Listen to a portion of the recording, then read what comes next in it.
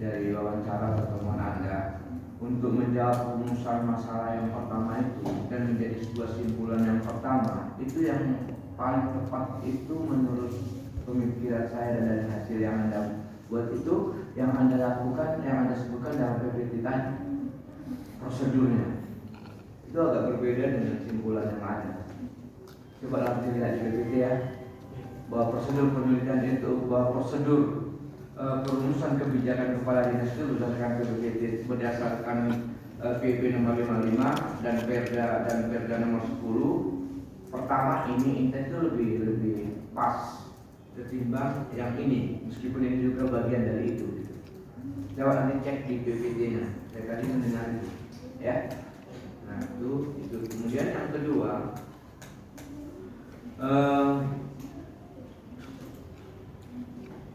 Saudara Provendus, saya masih mengkonfirmasi juga ini dari pertanyaan penguji eksternal dan penguji internal. Saya memang jauh-jauh hari juga sudah berpikir bahwa pada rumusan yang ketiga atau pada temuan yang ketiga itu tentang kinerja, ini yang lebih relevan itu sebaiknya memang bagaimana hasil dari implementasi kebijakan itu tentang pemahaman.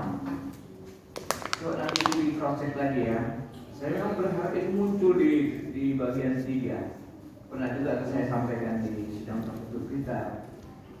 Itu harus dimunculkan bagaimana implementasi kebijakan, hasil dari implementasi kebijakan, tentang pemahamannya meningkat atau tidak, atau bagaimana mengukur yang itu dari hasil wawancara, observasi dan studi dokumentasi Anda. Mohon nanti bisa diproses kembali ya, Saudara Provendus. Itu konfirmasi dan mohon masukan juga. Kemudian tadi ada juga pertanyaan dari penguji eksternal tentang novelty, ya. Sebenarnya tadi kalau dikemukakan yang prosedur perumusan seperti PPT, kemudian kinerja kepala dinas itu seperti yang dihadapkan di penguji internal juga, itu akan nampak secara jelas bagaimana novelty yang Anda temukan dari hasil penelitian Anda.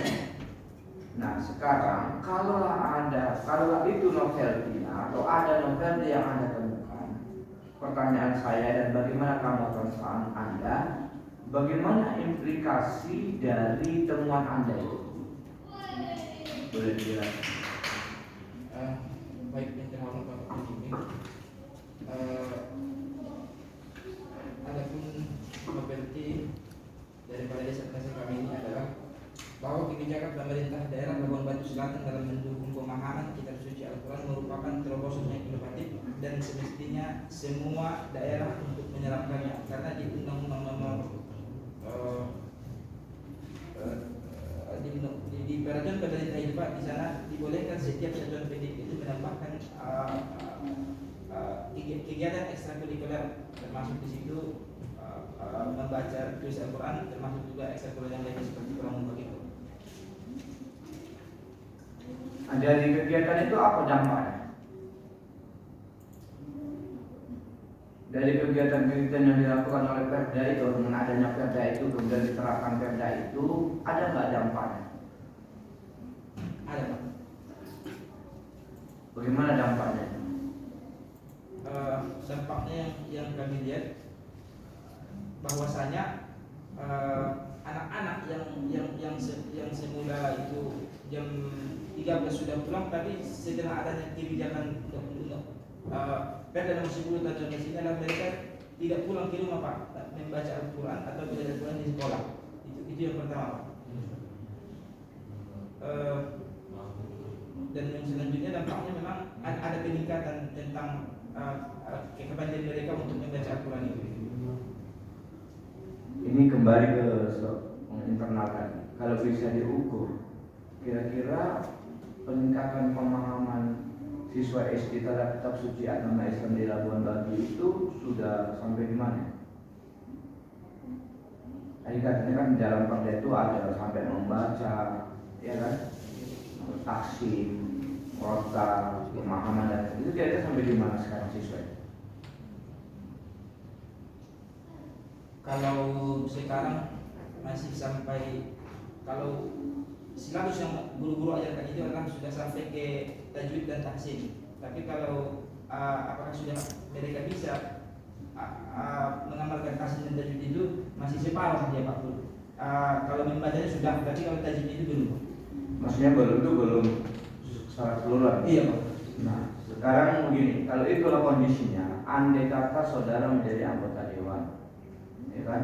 Anggota dewan di Kabupaten Labuan Batu Selatan. Kemudian Anda bersama dengan teman-teman mengambil kebijakan. Apa yang bisa Anda rekomendasikan kepada kepala dinas?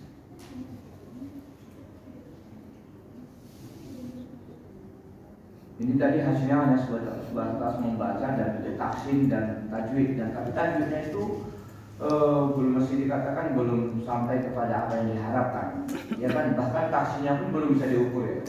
Nah, kalau itulah kebijakannya, silabusnya tadi sudah ada. Anda anggota dewan dan pas pada komisi 8 bidang pendidikan, misalnya kan. Nah, kemudian bersama dengan teman-teman mengadakan rapat. Apa yang bisa Anda rekomendasikan terhadap kebijakan kepala dinas pendidikan? Anda anggota dewan ini. Iya. Bagaimana kira-kira Pak Azidin? Yang pertama Pak, akan saya tingkatkan gaji guru itu Pak. Oh, gaji guru ya. Iya, Pak. Yang kedua, akan saya perketat seleksi pengangkatan guru-guru tenaga pendidik itu Pak.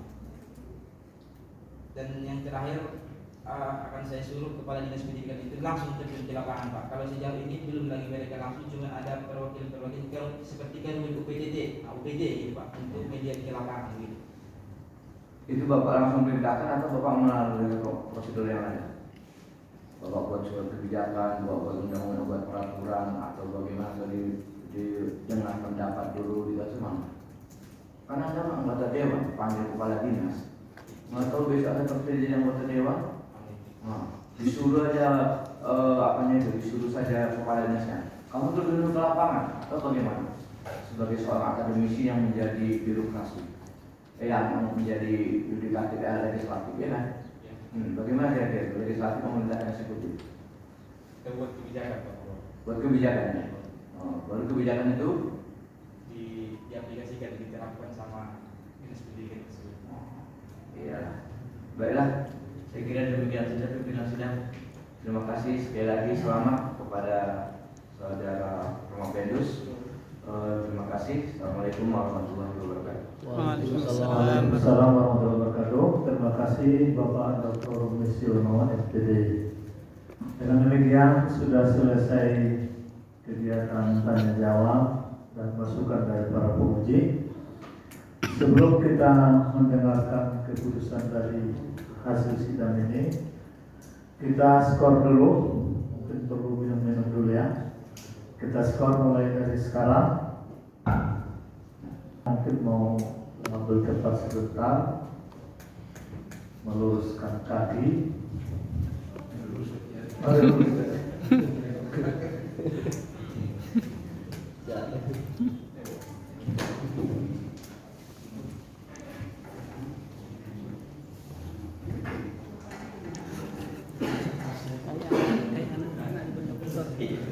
Bayang-bayang.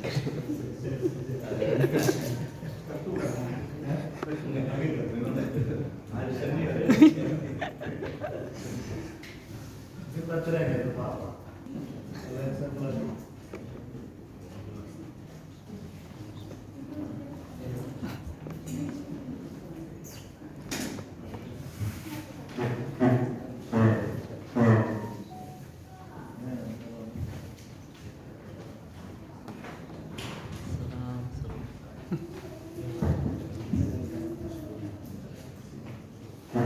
Sidang Bapak Dr. Presiden Kuatema untuk membacakan berita acara dari ujian promosi ini. Kita persilakan.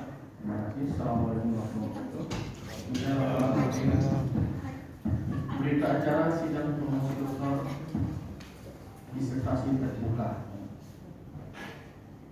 Pariti sidang promosi doktor program doktor pendidikan Islam yang diangkat oleh Rektor UIN Sumatera Utara dengan keputusan nomor 465 tahun 2021 tanggal 15 Juli 2021 setelah memperhatikan jawaban-jawaban dari mahasiswa nama Azizdin Halal NIM 40021730001 Prodi Pendidikan Islam menyatakan bahwa saudara tersebut lulus dalam ujian promosi doktor dengan nilai disertasi 90A, indeks prestasi kumulatif 3,49 dengan yudisium memuaskan.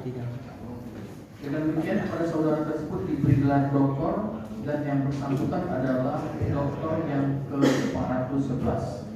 Medan 28 Juni 2021 panitia ujian terbuka Ketua Profesor Dr. Syahrin Harap MA, Sekretaris Profesor Dr. Hasan Bautina Sution MA, anggota penguji Profesor Dr. Syafruddin MPD, Dr. Mesiono MPD, Profesor Dr. Zainuddin MPD, Dr. Syamsul Nahar MAG, Dr. Edi Putra MHUM masing-masing ditanda tangan. Demikian saya kembalikan kepada Ketua. Terima kasih Bapak Dr. Khairul Zainul Fatimah sebagai Sekretaris Ujian Promosi Doktor atas nama Azizdin Halal. Baik, sebelum kita duduk, kita mohon kesediaan promotor 1 atau promotor utama Bapak Profesor Dr. Syafruddin SPD untuk menyampaikan berbagai catatan atau pesan-pesan kepada dokter baru kita yang ke-411 ya. 411. Kepada Profesor Dr. Syafruddin SPD kita persilakan. Terima kasih. Assalamualaikum warahmatullahi wabarakatuh. Waalaikumsalam warahmatullahi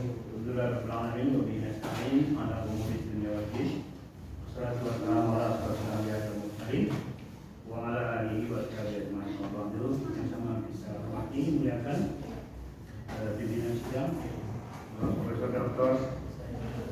Hasan Bautina Sekretaris sidang Bapak Dr. Binur PhD, kemudian penguji Bapak Profesor Dr. Binur MPD, penguji internal Bapak Dr. Senar MAG, Bapak Dr. Edi Putra MHUM, dan rekan promotor Bapak Dr. Mesiono MPD, yang kita banggakan tentu saja Bapak Dokter ya. Saya yang kedua bukan dokter tadi, yang pertama Bapak Dr. Azizdin Harap ya,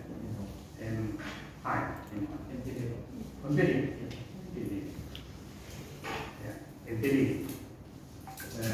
Yang pertama saya ucapkan selamat untuk Pak Haji dalam perjalanan perkuliahannya, yang belum terlalu lama sebenarnya kan, tapi dia sudah gigi ya, jatuh bangun, jatuh aja bangun, jatuh bangun dalam bimbingan mungkin jadi dia bangkit ya, sehingga dia bisa menyelesaikan tahap demi tahap sampai kepada ujian promosi. Kemudian kepada keluarga mendukung mahasiswa yang juga ada di sini, saudara produknya namanya Bapak Profesor Dr. Syafruddin. Amin. Ya, ada juga yang memberikan support kawan kampung ya. Kawan kampung, pokoknya diam-diam kampung orang ya. Selamatlah ya, bahwa saudara kita ini sudah meraih gelar doktor. Saya yang ingin saya berikan beberapa catatan.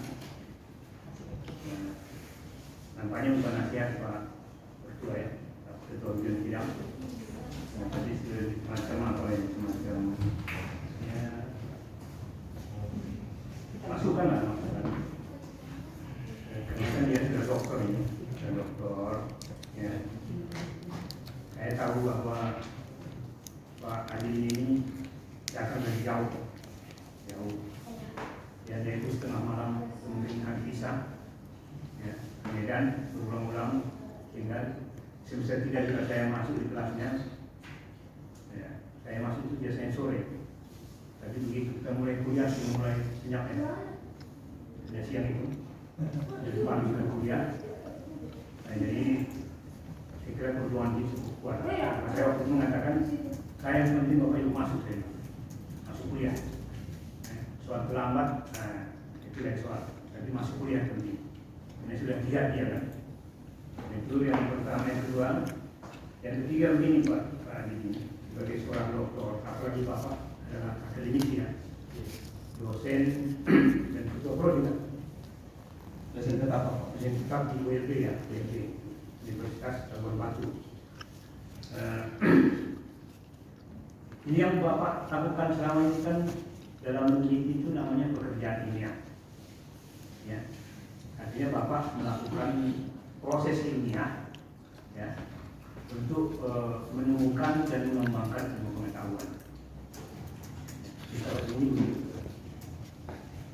Nah, ketika kita mulai berpikir ilmiah menggunakan logika deduktif dan induktif, menggabungkannya, maka terhadap suatu masalah, maka secara metodologi pengetahuan itu adalah menghasilkan ilmu pengetahuan.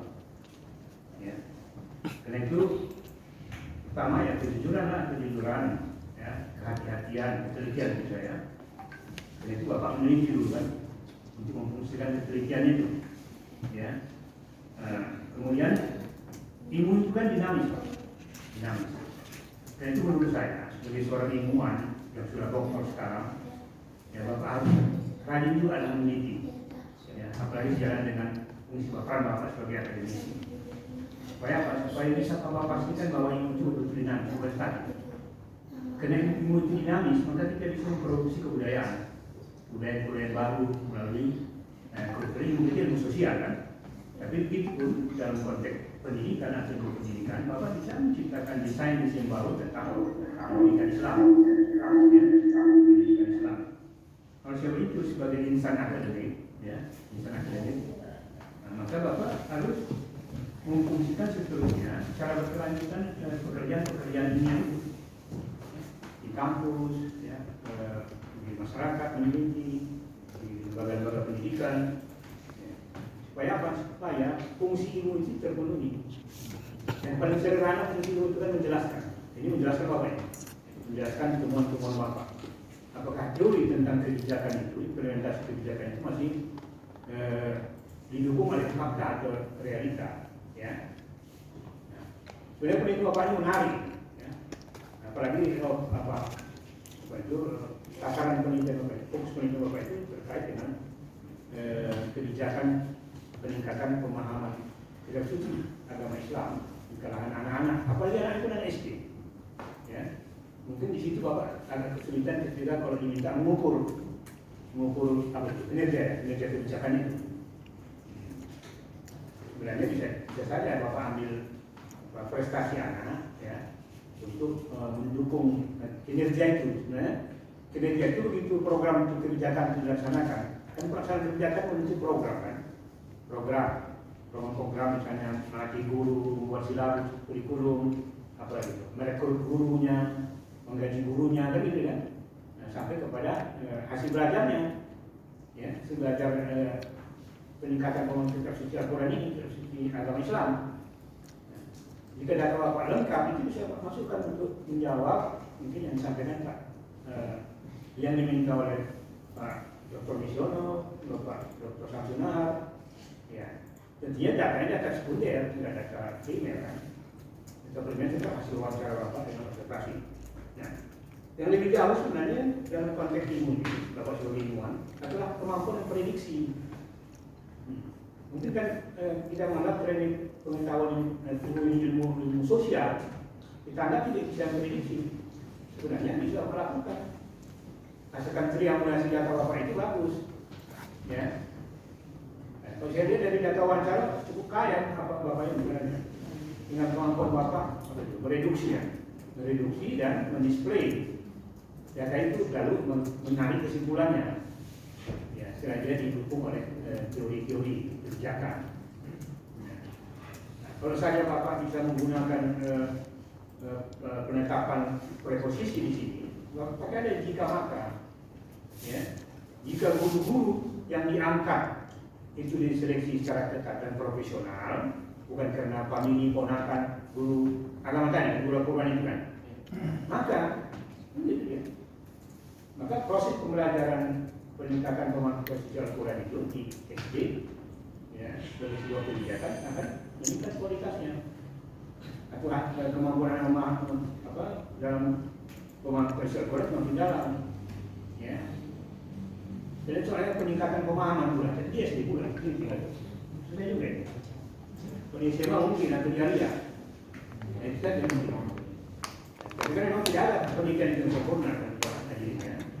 Jadi di kekurangan itulah akan terbuka lagi nanti pendidikan berikutnya yang lebih lanjut, lebih dalam. Makanya ilmu kita dinamis dia, tidak statis. Mungkin nanti yang lain akan meneliti lagi, ya, dalam bidang ini. Saya kira itu. Ya. Mudah-mudahan mungkin sedikit lagi Bapak memahami, meningkatkan pemahaman terhadap filsafat ilmu Bapak, ya, atau filsafat sains Islamnya itu. Baca buku beberapa lagi, nanti mungkin yang kali mantap ini. Kalau ruang perbaikan, ya, termasuk terbuka ruang perbaikan, ya. Prosesnya kan sedang dengan Pak Misalnya nanti, kalau dia itu kan, ya. Saya kira itu Pak. Terima kasih, selamat sekali lagi, kita bersyukur.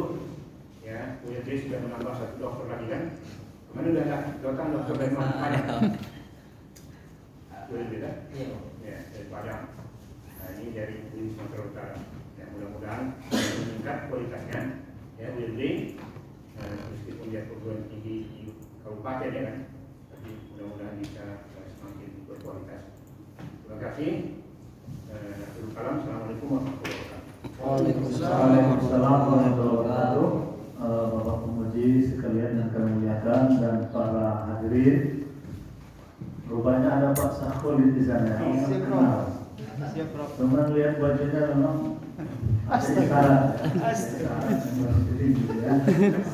Jadi sekaligus Pak Ketua LPM kami melaporkan bahwa ujian kita ini ada yang tidak hadir dari 1 internal, tapi karena memang musibah dan karena ini promosi maka kita anggap tidak mengganggu dari legalitas sidang kita ini, yaitu Pak Edi Saputra tadi. Kemudian ada perubahan belakang kita buat, ada nasihat dari promotor. Jadi nasihat itu kita buat setelah pengumuman, karena kalau sebelum pengumuman cenderung kurang dihayati oleh karena belum dokter kan, tapi kalau sudah dokter kan pertanyaannya sudah layak. Itu laporan Pak BPM ya, terima kasih. Baik, kita mungkin ada yang disampaikan Pak Azizin dengan perjuangan yang jatuh bank dari kata dokter ya. Kita persilakan. Baik, bismillahirrahmanirrahim. Assalamualaikum warahmatullahi wabarakatuh. Waalaikumsalam warahmatullahi wabarakatuh.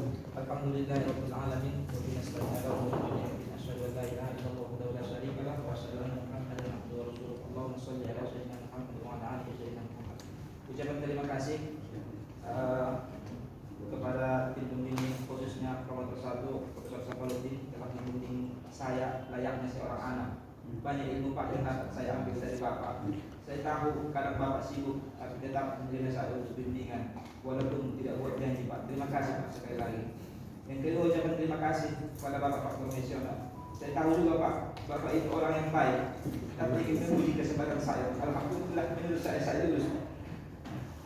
Walaupun terkadang Bapak marah, tapi kalau di lapangan Bapak tetap tersenyum dengan saya. Itu membuat psikologi saya semakin berhati Pak. Yang ketiga, ucapan terima kasih kepada Bapak Pemuda Profesor Sunar, Bapak Isa Putra, begitu juga Profesor Pak Mulia telah membimbing saya, memberikan semangat terkadang mengingatkan saya untuk cepat memperbaiki diri saya. Ucapan terima kasih kepada Bapak Profesor Pak Hasan Bakti Nasution, tempat saya untuk berdiskusi di kala suka maupun duka. Ketika saya ada keluhan, saya langsung curhat dan alhamdulillah yang Bapak itu teleponnya. Terima kasih Pak atas motivasinya, Bapak betul-betul membimbing saya. Jangan terima kasih pada Kapolri, Profesor Wahyudi, Dr. Junaidi Arsam, dan Pak Arif yang hadir saat ini, dan semua teman-teman khusus kepada Bapak Dr. Sakhor yang telah membimbing saya juga. Dan terakhir, ucapkan terima kasih kepada kedua orang tua saya, kepada ayah dan ibu yang telah berjuang selama ini sehingga saya dapat berdiri di tahap ini. Walaupun itu saya tak dapat tadi ini mendapatkan menjadi seorang dokter. Terima kasih Allah. Dan terakhir ucapkan terima kasih saya kepada istri saya. Walaupun bisa saya banyak memberi karena saya sedang sekolah. Terima kasih kepada istri dan anak-anakku. Mungkin yang dapat saya sampaikan. Assalamualaikum warahmatullahi wabarakatuh. Waalaikumsalam warahmatullahi wabarakatuh.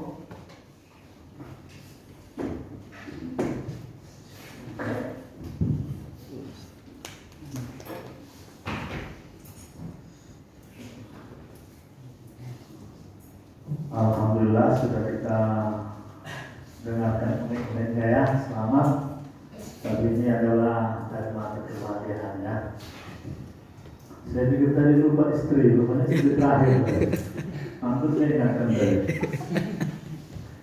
Baiklah, bapak-bapak para pemuda yang kami muliakan, mungkin Prof. ini masih bergabung dan para hadirin. Kita bacakan dulu riwayat singkat dari dokter kita yang ke-411. Nama Azizdin Harahap, tempat tanggal lahir Sabungan 25 Agustus 1987.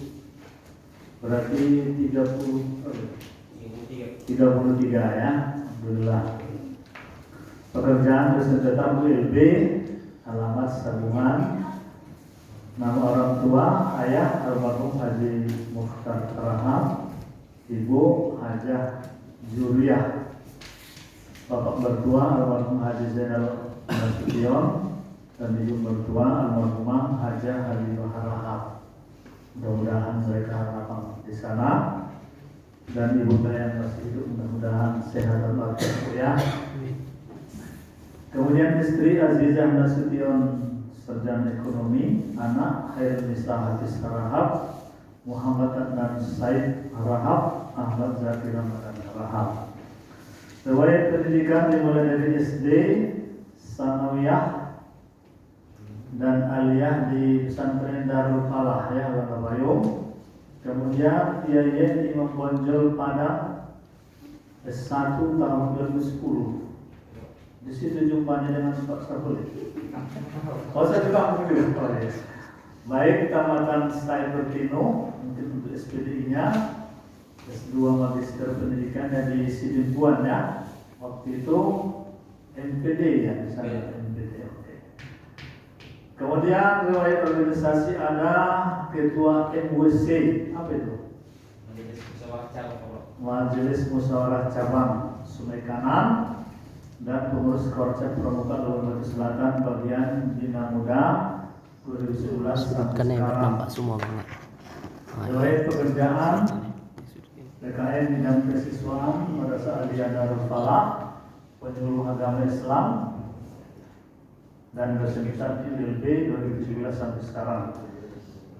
Ada beberapa karya tulis dan penelitian yang menunjukkan bahwa memang dokter kita yang ke-411 ini layaklah sebagai dokter. Para hadirin sekalian, saya kira demikianlah seluruh rangkaian acara kita. Maka marilah kita menutup sidang promosi doktor atas nama Azizdin Harahap ini dengan sama-sama membacakan hamdalah. Alhamdulillahirabbil alamin. Selanjutnya kami persilakan ke panitia.